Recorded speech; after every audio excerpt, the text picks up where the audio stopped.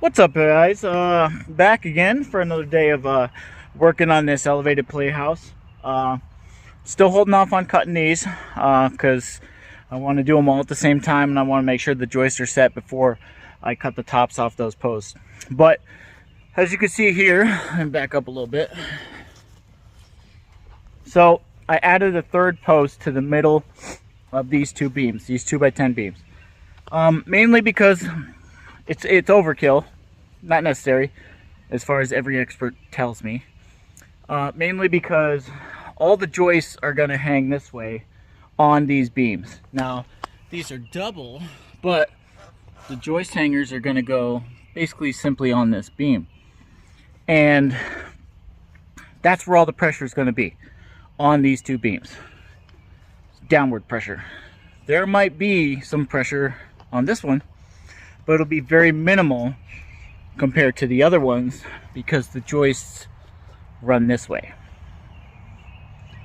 So, to shore this up, give myself and my children a little bit more security, I added another post to the middle. These posts are a lot easier to deal with because I can measure out to the middle and then, you know, let it hang straight down, do a perfect hole directly underneath. Then it's a lot easier to set because then you only got one measurement to go level. Secure the post in the hole. I put some stone in the bottom for drainage. Once the post is in the middle of the hole, then I go up here, and basically I just kind of got to get it positioned in the level spot where it's perfectly straight up and down, and then secure it with a screw. And that's what I did. So it's not moving, it's level, and I could prep this hole and get it ready for concrete. Little tip I want to talk to you about these concrete. If I was doing a whole poured floor, if I was doing a lot of concrete work where it needed, like, you know, 10, 12 bags, you know, a lot of work, rebar, supports, I would just purchase a concrete mixer. I'm not doing that. These posts are pretty simple. 160-pound bag of concrete per post. The hole is 8 inches. I believe I made them 10 inches, but that's perfect for the hole. And a lot of professionals like this bagged concrete because there's no guesswork.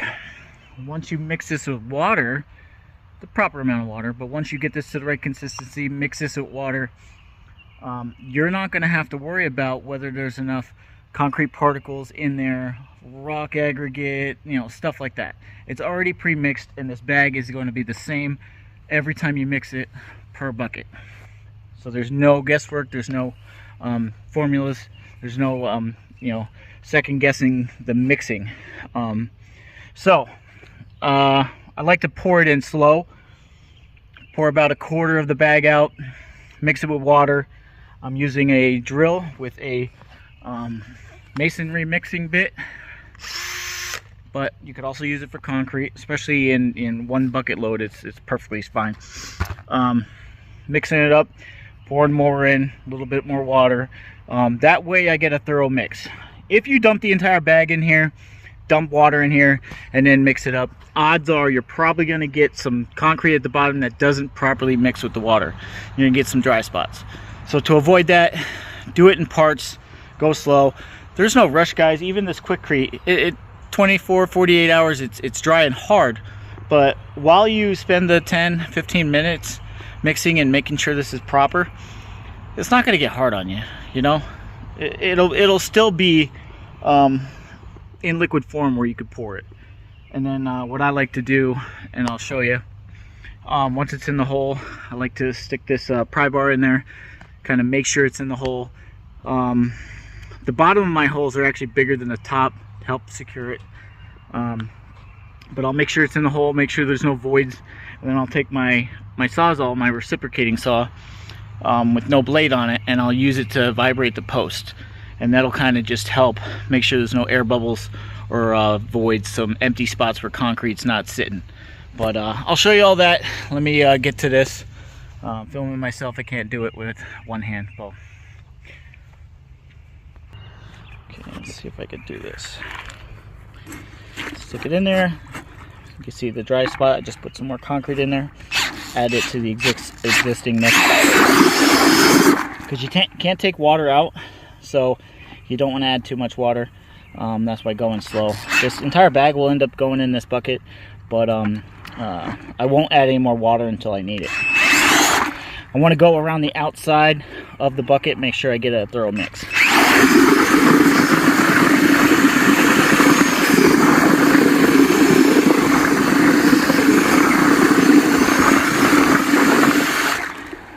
Okay, now that's pretty watery still, so I'm just going to add more concrete and keep doing that until the bucket is 1, perfect consistency, and 2, I use the entire bag.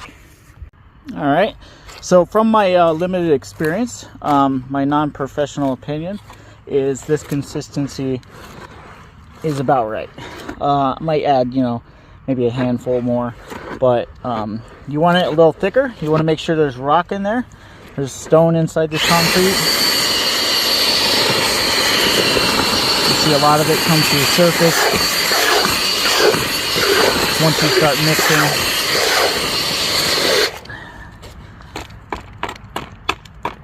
But to me, that's pretty good. I'm gonna get this poured in. Okay, so I poured it in slow. I tried to go around the post. You don't want to just kind of focus your pour on one side. Now I'll take this pry bar. I'll stick it down in here. Make sure we ain't got no voids in the empty spots around the post. And make sure it gets in all those cracks and holes.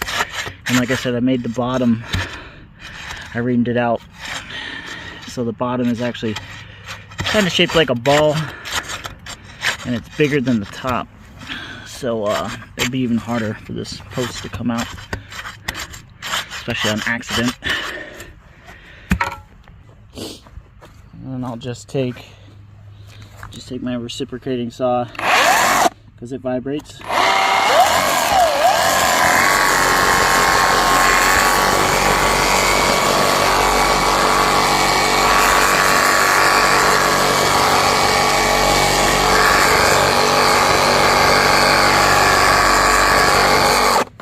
I don't know if there's a minimum time you should do that for, but that seems about good.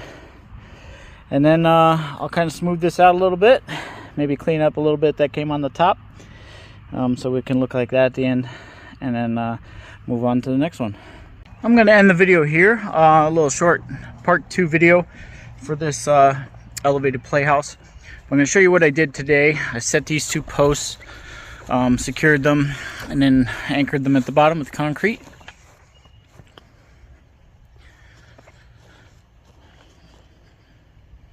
So there we have it. We have 3 across the front, 3 across the back, front and back. These 2x10s are double beamed here. So all this structure is supporting each other. Everything's helping everything else. It's all connected. Now we're gonna do the joists. The joists will go this way. I'm gonna use some joist hangers. Then we're gonna do the flooring for the top, and I'll have an elevated platform. Cut the tops off these posts, and then we'll be ready to start and plan the build of the rest of this. It's going to include an 8x8 playhouse. I'm probably gonna do 8-foot walls, maybe 7-foot walls. I really would like to do like a barn style roof, but we'll see how complicated that's going to be. I don't know, we'll see. We're going to do some siding. Eventually we plan on redoing the siding on our house. So I'm going to redo the siding. I'm going to do the siding on this playhouse to match what we're going to do to the main house. And then it'll fit perfectly. So one of the things that I'm contemplating coming up is the flooring for this. I could do 3/4 inch plywood, make it real solid across the whole thing.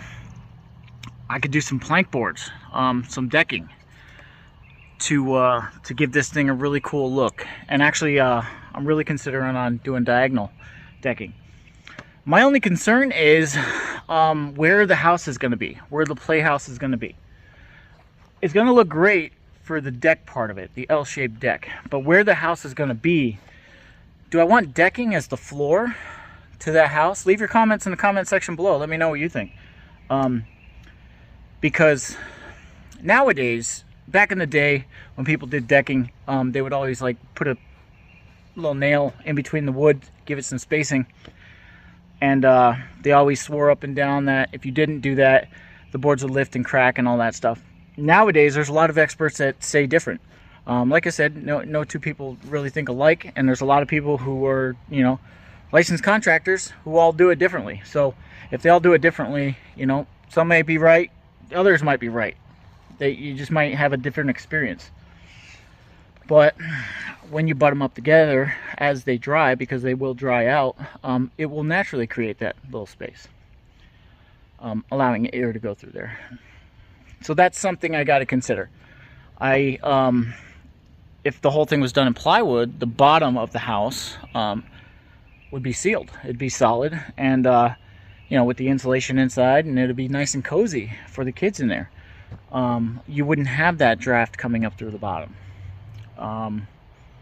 Another thing I could do is the entire thing in decking, and then just where the playhouse sits, put some plywood.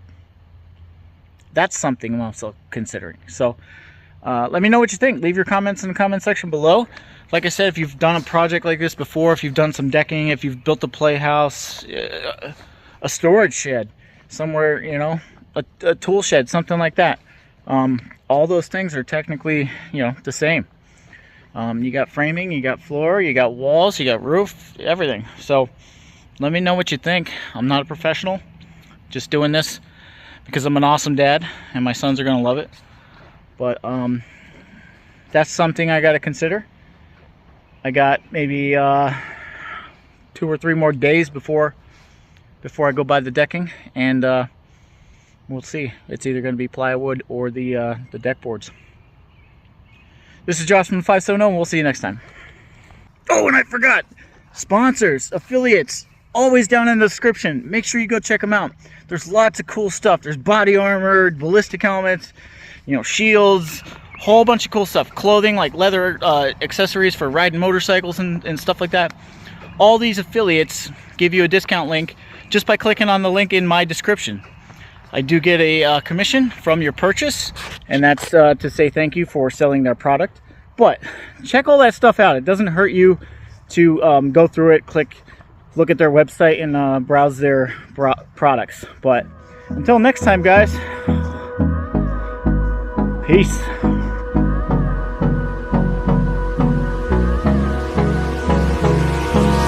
Hold me close till I get up.